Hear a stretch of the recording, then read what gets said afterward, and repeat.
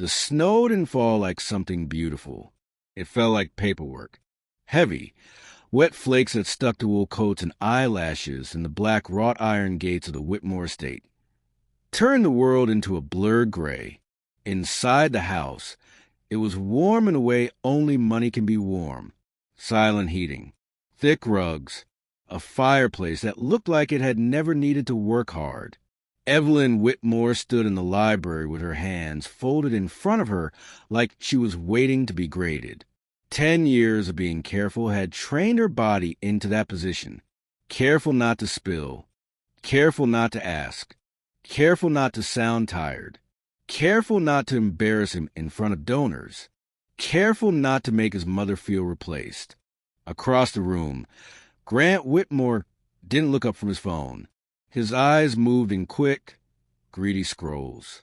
Markets, messages, a calendar invite, something that wasn't her. Evelyn, he said, not unkindly, which somehow made it worse. Don't make this a scene. The words landed in her chest, as if he'd set something cold there to see if it would melt. Evelyn blinked once, slowly. Her lashes were wet, not from tears yet, but from the heat rising behind her eyes. Grant, she said. She didn't mean for her voice to sound small. It did anyway. You can't just tell me to leave. This is my home. A quiet sound came from the corner.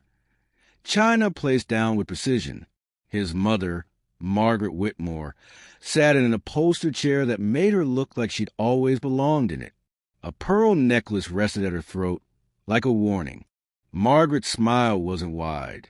It never needed to be. It was your home, Margaret said.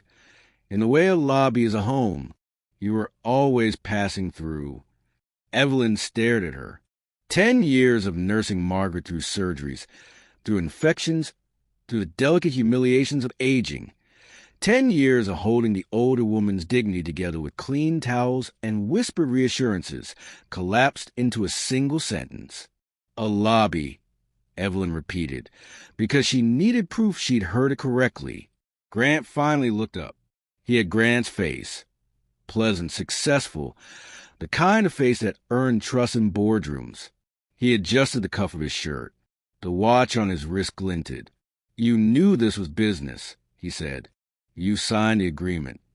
Evelyn's throat tightened. She remembered the day the prenup slid across the table at their courthouse wedding in Manhattan. She had been 22, wearing a dress she'd altered herself. He'd told her it was standard, that it protected the family, that it was meaningless because they were partners. She had believed him because she wanted to be the kind of woman who didn't flinch around money. I signed it because I trusted you, she said. Her voice held steady for 2 seconds and then cracked. You told me it wouldn't matter. Grant's shrug was almost apologetic. It's not personal. It's stability. The board likes stability. He said bore the way some people say God. Margaret leaned forward slightly, the movement subtle as a knife. And honestly, Evelyn, she said, you've been tired. You've softened. You don't match the brand anymore. Evelyn felt the sentence touch her like a hand that had no warmth. Grant's phone buzzed. He glanced at it and smiled at something invisible. The smile didn't belong to her. He slid a check across the antique desk. It glided on polished wood and stopped at the edge, teetering as if it might fall off on its own to avoid being associated with her. 5,000, he said. A fresh start. Severance. Severance. A word used for layoffs, for amputations. Evelyn stared at the number. New York rent could swallow in a week. I cooked for you, she said, and heard herself sound like a witness listing exhibits. I ran your household.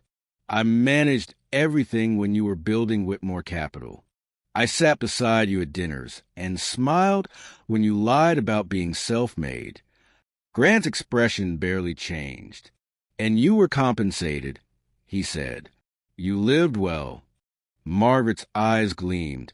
She thinks kindness is currency, she said softly. How sweet. The guard at the door shifted. Evelyn noticed him only because she had learned to notice who had power in a room, in her world. It was never the loudest person.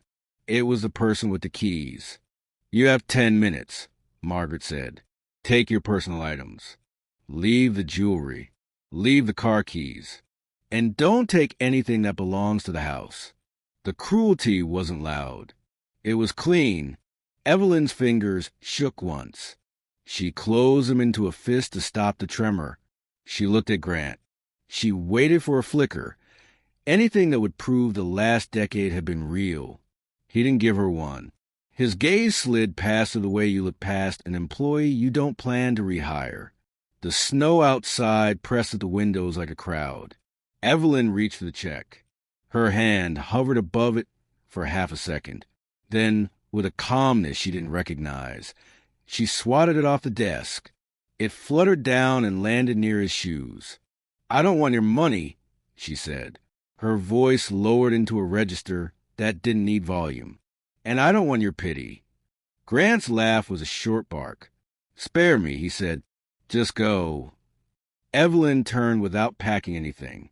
She walked past the shelves of leather-bound books Grant had never read, past family portraits where Margaret's smile was already there, unchanged over decades, past the foyer where Evelyn had once arranged flowers the way Margaret liked, white and restrained, nothing too alive. At the coat closet, she ignored the expensive wool coat Grant had bought her last Christmas. She took her old denim jacket instead, the one she'd worn when she met him, the one with a frayed cuff she never repaired because she'd promised herself she'd never become the kind of person who forgot what frayed meant. When she stepped outside, the cold hit her like a slap. Snow filled her lashes. The driveway stretched long and perfect and empty, like a runway. Behind her, the iron gates began to close automatically. She heard the motor hum, then the click, the lock. It sounded final. She didn't scream. She didn't bang on the gate. She didn't beg. She walked. Her boots were thin. Her hands went numb quickly. The denim jacket held no heat.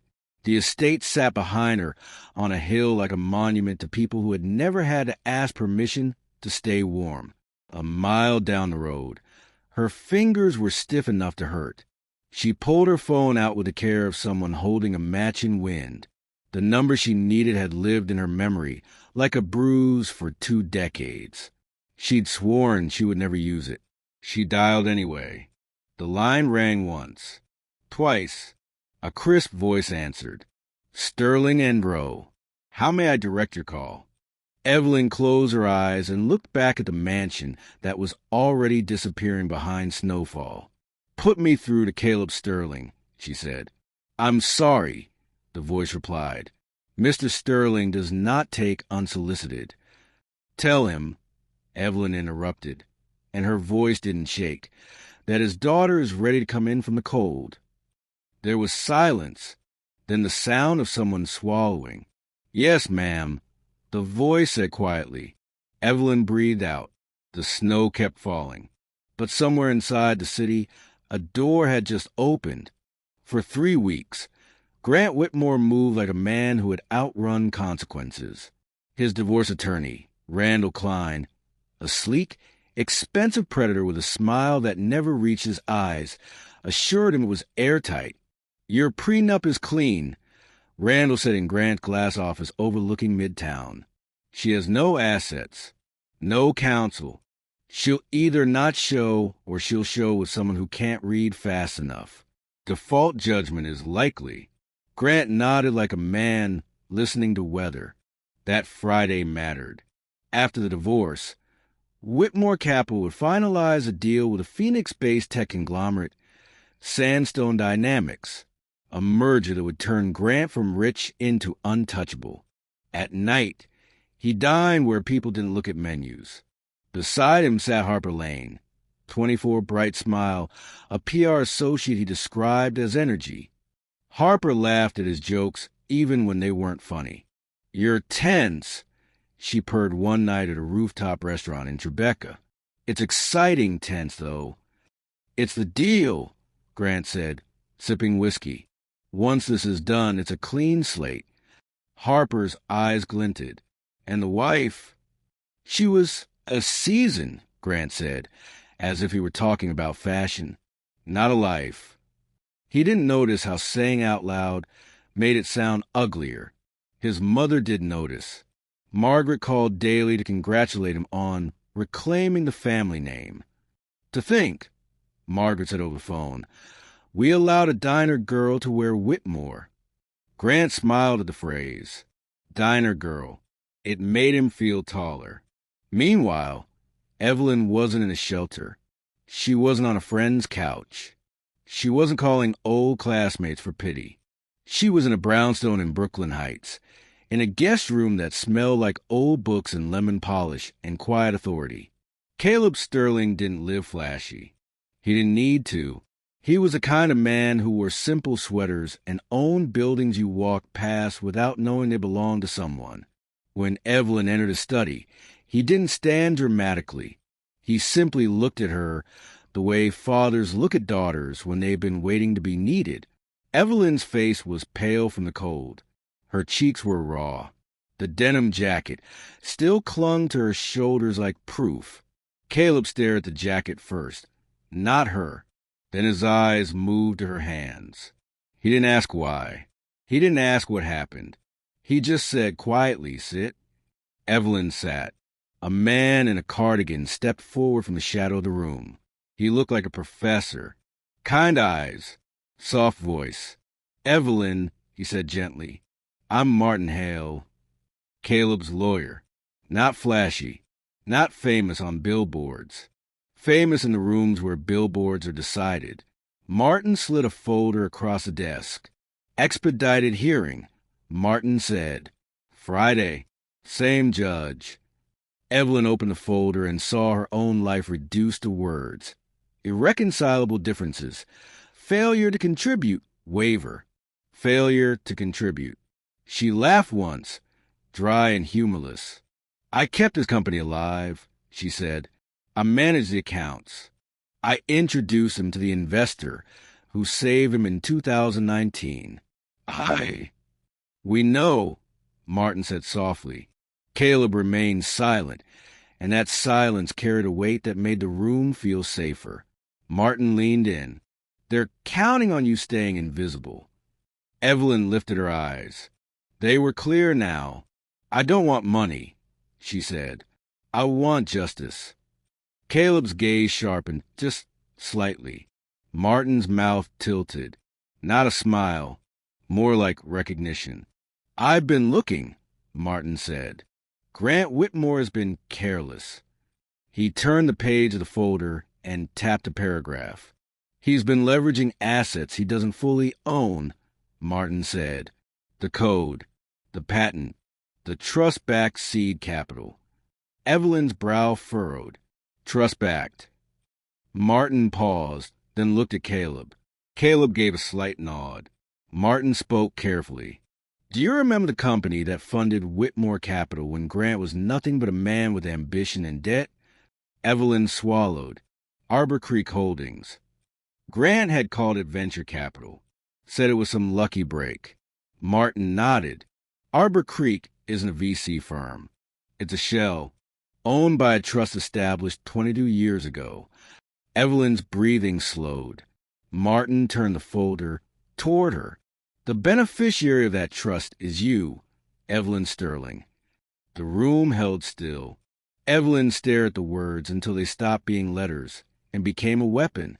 Her voice broke. I don't understand.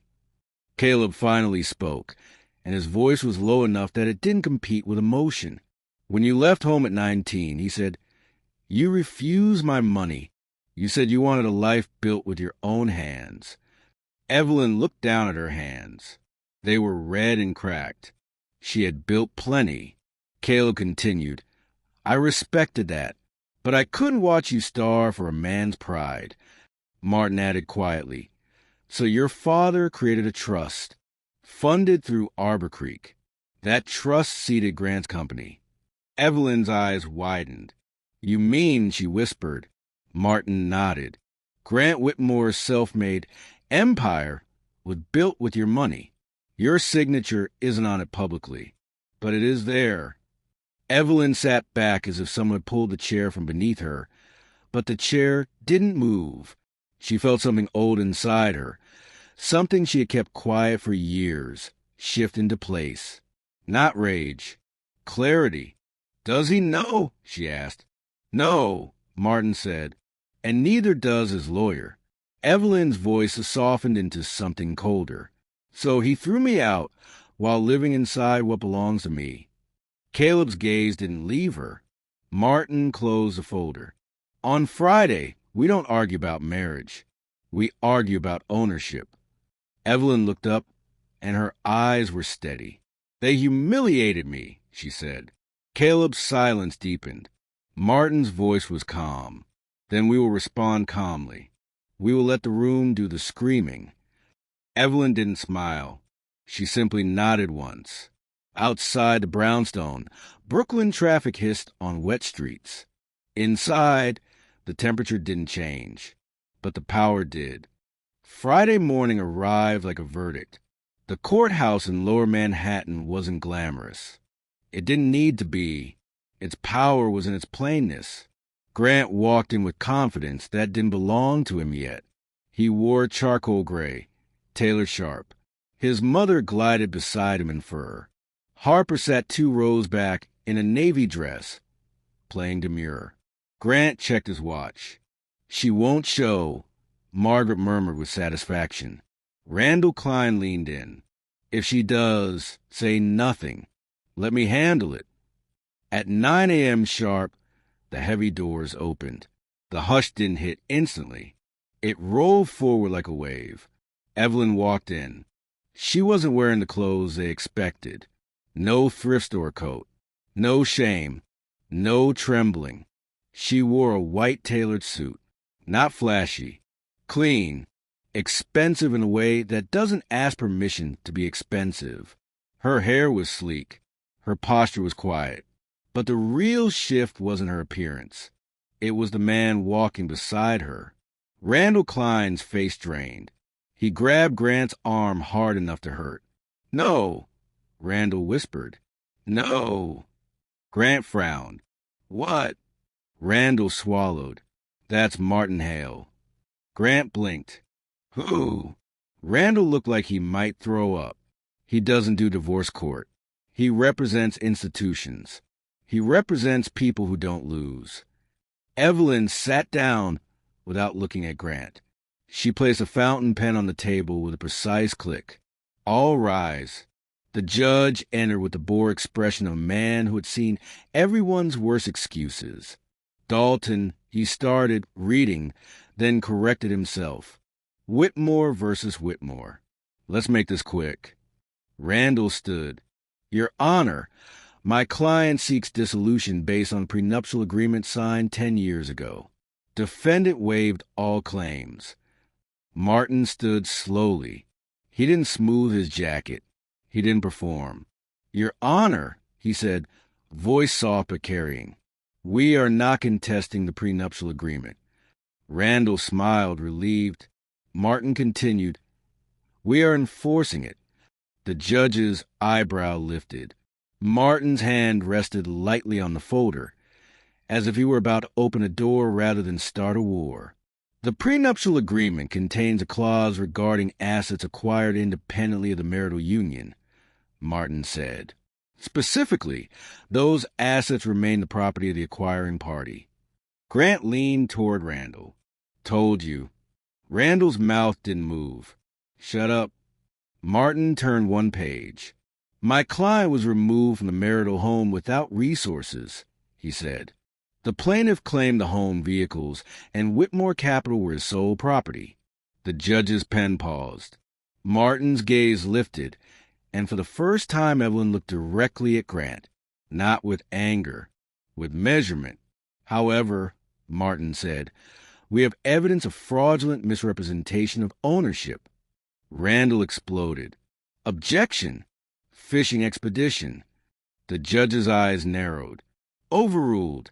Proceed." Martin's voice remained calm. Your Honor, the seed funding for Whitmore Capital was provided by Arbor Creek Holdings. Grant couldn't help himself. Venture capital, he blurted. Martin's mouth curved slightly. The smile of a man watching a trap close. Yes, Martin said. Arbor Creek. He handed a document to the judge. Then he slid a copy toward Randall. Randall's hands shook as he opened it. His eyes moved once across the page and then stopped, frozen. The color left his face. Martin's voice didn't rise when he spoke. Read the beneficiary's name, Martin said. Randall's throat worked.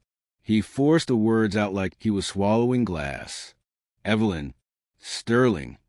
The courtroom made a sound all at once. Air sucked in disbelief, the soft ripple of shock. Margaret Whitmore whispered too loudly. Sterling like Caleb Sterling? Martin turned to the gallery, voice still calm. Like Caleb Sterling, he confirmed. Industrialist, financier, philanthropist. Grant stood up so fast his chair scraped. That's impossible, he snapped. Her last name is Whitmore. She's nobody. She worked at a diner in... Evelyn spoke for the first time. Her voice was clear and quiet. My mother's maiden name was Whitmore, she said. I used it because I wanted to know if a man could love me without my father's name. She looked at Grant. I got my answer. The judge stared at the documents.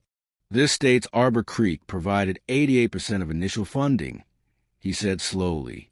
Callable loan. Beneficiary retains control. Grant's lips parted. Callable, Martin explained gently, like speaking to a child who had never read the rules. It means your company owes the beneficiary $12 million plus interest, Martin said. Immediate payment, or forfeiture of assets. Grant's voice rose. She's lying. The judge slammed his gavel. Sit down. Martin lifted one more page. There is also a penalty clause, Martin said, triggered when the beneficiary is displaced unlawfully from residence funded by the loan. Randall looked like he might faint. Martin turned to the judge. We moved to freeze Whitmore Capital's assets pending forensic audit. The judge's gaze hardened as he looked at Grant. You were selling a company you didn't fully own, the judge said. Grant's face turned red, then pale. I own it, he said, but his voice sounded thin now. The judge's gavel came down again. Motion granted. Assets frozen. Travel restricted. The courtroom erupted into whispers. Phones appeared. A clerk stepped out quickly. Too quickly for something routine. Margaret clutched her pearls. Harper's eyes darted, already calculating escape. Grant stood there as if his body hadn't caught up to the words yet. Evelyn rose slowly. She didn't smile. She didn't gloat. She simply looked at him and said, The prenup is ironclad. You leave what you came in with. Then she paused, eyes flicking to his watch. Actually, she added softly, I paid for that. Grant's hand moved instinctively toward his wrist. For the first time, he looked afraid of being seen. Outside the courthouse, the world had changed faster than Grant's nervous system could process. The press wasn't supposed to be there for a divorce hearing, but certain names travel. Sterling. A wall of cameras met him like judgment.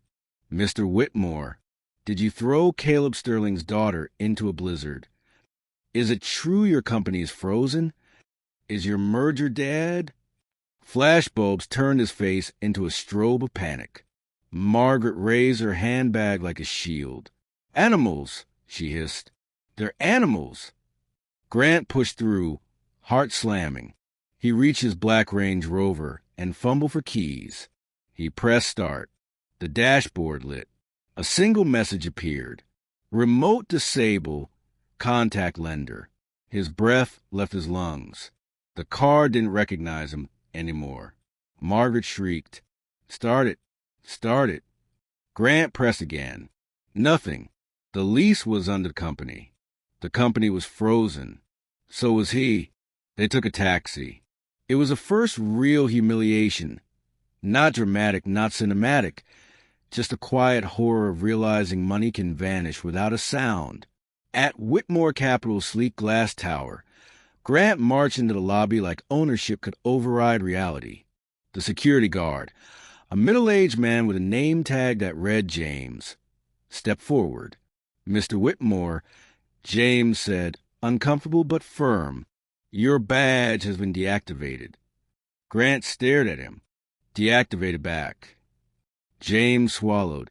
"We received a federal writ. No executive access without a monitor present. Employees in the lobby pretended not to watch. But they watched." Grant felt something worse than shame. He felt his myth cracking. He turned sharply. "Fine. I'll handle it from home." Home. When he and Margaret arrived back at the estate, the house was too quiet. No housekeeper. No assistant. No smell of lunch. On the marble island sat a neat stack of keys and a note. Margaret grabbed it, hands trembling. "Payroll deposit reversed. We have been instructed to cease work immediately. We cleared perishables as payment." "Rosa." Margaret's eyes went wide. "They took the food," she whispered, as if food was a privilege the poor were stealing. Grant sank onto a stool. "The merger," he muttered. "Sandstone won't sign. Not if assets are frozen." Margaret's voice sharpened. "She's bluffing. She wants you back." Grant laughed once, a broken sound. "She's a sterling," he said. "She doesn't want me back. She wants me erased." His phone rang. Sandstone Dynamics, CEO office. Grant inhaled, forced charm into his throat. "Mr. Pierce," he said with a laugh that didn't reach anywhere real. "I assume you've heard the rumors. Divorce leverage. Nothing." The voice on the line was cold. "I'm not calling about rumors," Pierce said. "I had lunch with Caleb Sterling." Grant's blood chilled. "He showed me ownership documents." Pierce continued. "It seems you didn't write the core algorithm you're selling." Grant stammered. "That's—" "Your wife did." Pierce cut in, "under her legal name. MIT Mathematics. Her fingerprints are on the original repository. You try to sell me stolen goods." A long pause. "We are suing for bad faith negotiation." Pierce said quietly, "Do not contact me again." The line went dead. Grant stared at his phone, like it had betrayed him. Margaret's voice trembled. "What did he say?" Grant swallowed. "She wrote it," he whispered. A memory surfaced. Evelyn in their early apartment, standing behind him, pointing at code, making small suggestions. Grant had laughed, called it cute. He hadn't realized cute was competence wearing a mask. Margaret's mouth tightened. "We need to fix this." Grant paced. "We need cash. We need a new lawyer. We need—" Margaret clutched her pearls. "I have jewelry." Grant's eyes flicked to her necklace. "Yes." An hour later, Margaret Whitmore walked into a jewelry broker on 47th Street, like a queen entering a dungeon. The broker examined her pieces without admiration. Then he looked up, bored. "400 for gold weight," he said. Margaret made a sound of disbelief. "That necklace is worth 50,000. The broker shrugged. "It's costume." Margaret turned slowly to Grant. Grant's face went gray. He had bought fakes during tight years to keep appearances. Promised he'd replace them later. Later never came. Margaret didn't scream. She slapped him. The sound echoed in the shop, clean and final. "You dragged me into the gutter," she whispered. They walked out into the cold with nothing. And Grant Whitmore, former king of Midtown, stood on a sidewalk, snow melting into his shoes, realizing humiliation wasn't loud. It was slow. Desperation makes people try to rewrite reality. Grant's last currency was his voice. If he couldn't win in court, he could try to win in public. Harper gave him the idea as she ended him. They met at a coffee shop because he couldn't afford anywhere else. "You're trending," Harper said, eyes on her phone. Not in a good way. Grant reached for her hand. She pulled back. "They're calling you the Snow King," she said. "But you can flip it. People love a victim." "I am the victim," Grant insisted, throat tight. "She lied for 10 years. Pretended to be poor. That's fraud." Harper shrugged. "Then sell that. Go on TV. Cry. Say she manipulated you. People hate billionaires. Play underdog." She left him with the bill. 2 days later, Grant sat in the studio of a daytime talk show called American Truth. The host leaned forward with manufactured empathy. "So you married a woman you thought was struggling," he said, "and she was secretly a sterling. Spying. Stealing." Grant stared into the camera, eyes damp from practice. "It broke me," he said. "I loved her, but she was taking notes, feeding information to her father. And when I confronted her, she used her money to destroy me." He added, smoothly, "The snow story? Fabricated. She took a private car. She staged it." The audience murmured. In Brooklyn Heights, Evelyn watched without changing her expression. Martin Hale sat beside her, taking notes. "He's convincing," Martin admitted. Evelyn set her tea down slowly. "He forgot about the cameras," she said. Martin's eyes lifted. "Cameras." Evelyn's voice remained calm. Grant was obsessed with monitoring staff. He installed cameras everywhere. She paused. "And he made me the admin." Martin's pen stopped. Evelyn stood, walked to a laptop, clicked into a cloud account. Footage appeared. 4K. Time-stamped. Audio clear. Evelyn turned the screen slightly toward Martin. On video, Margaret's voice sliced through the library. "You were always a lobby." Grant's voice followed. "Severance." Then the exterior camera. Evelyn walking alone into snow. The gates closing. The click. Grant visible in the window, holding a drink, watching. Martin exhaled. "Release it," he said. Evelyn's face didn't change. "Not to court." She looked at the screen like she was looking at a door closing again, but this time she held the keys. "To the internet," she finished. Within an hour, a new account appeared online at real_Evelyn. She posted a single video. Caption: "The truth about winter." No rant. No explanation. No hashtags. The footage did what words couldn't. The internet erupted. Within minutes. Hashtag Justice for Evelyn. Hashtag Lobby Wife. Hashtag Snow King. Women share their own stories of being used and discarded. Comment sections turned into confession booths. The show host retracted the segment. Grant's face became a meme, frozen in a screenshot as his lies collapsed. Protesters formed outside Whitmore Capitol. Sponsors pulled away. Grant watched it happen from a cheap apartment with thin walls. His phone rang. Margaret sobbed on the line. "The police are here," she whispered. Grant's stomach dropped. "Why?" "They have a warrant," she cried. "They're talking about fraud. Embezzlement. They say I spent company funds." Grant's knees weakened. The asset freeze was no longer the worst thing. Freedom was now on the table. Evelyn didn't celebrate. She didn't post again. She let silence do what silence always does. It amplifies the truth. The final hearing wasn't family court. It was a fraud court. Bigger courtroom. Heavier air. Packed benches. Evelyn sat at the plaintiff's table in navy, authority in fabric. Grant and Margaret sat at the defense table with a public defender who looked exhausted before he started. Grant's suit no longer fit right. Or maybe his confidence had shrunk inside it. Martin Hale stood without theatrics. He didn't need them. He had binders. "Your Honor," Martin said, The audit revealed systematic diversion of funds. Over 6 years, $3.2 million transferred to shell companies registered to Margaret Whitmore. The courtroom made a sound like it wanted to look away, but couldn't. Martin continued calmly. These funds were labeled as consulting. They purchased jewelry, vacations, and covered gambling debt. Margaret's face tightened, but she didn't deny it. Grant stood, voice cracking. I didn't know. Martin lifted a large blown-up check. You signed, he said quietly.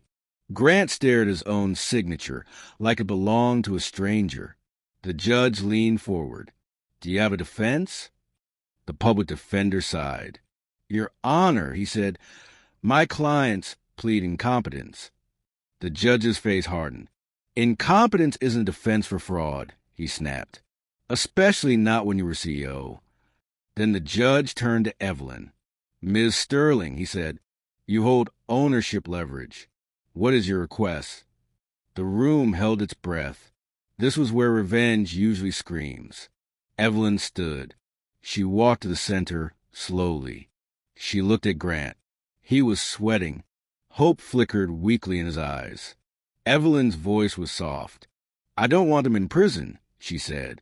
Grant's eyes widened, relief trying to rise. Evelyn continued. Same calm. Prison is too easy. The room chilled. It ends a story, she said. It makes them victims. I want them to understand what it means to start over. She turned to the judge. I'm calling in the Arbor Creek loan, she said. Immediate repayment. Exercising foreclosure. Taking Whitmore capital. Taking the estate. Seizing accounts to satisfy debt. The judge nodded. Granted. Margaret made a strangled sound. Evelyn reached into her briefcase and pulled out an envelope. She walked to Grant and placed it in front of him. Grant's hand shook as he touched it. What is this? He whispered. A deed, Evelyn said, to the cabin in the Adirondacks. The one your father left you. It's in your name. Paid off. Grant stared, confused. It's run down, Evelyn added. No electricity. With stove. But it's a roof. Margaret exploded. You expect us to live in a shack? Evelyn looked at her, expression unchanged. You didn't mind throwing me into a blizzard, she said quietly. This is mercy. Grant's tears spilled. Evelyn, he whispered, broken. Please. Evelyn leaned slightly closer. I'm keeping the dog, she said. A ripple of laughter moved through the courtroom.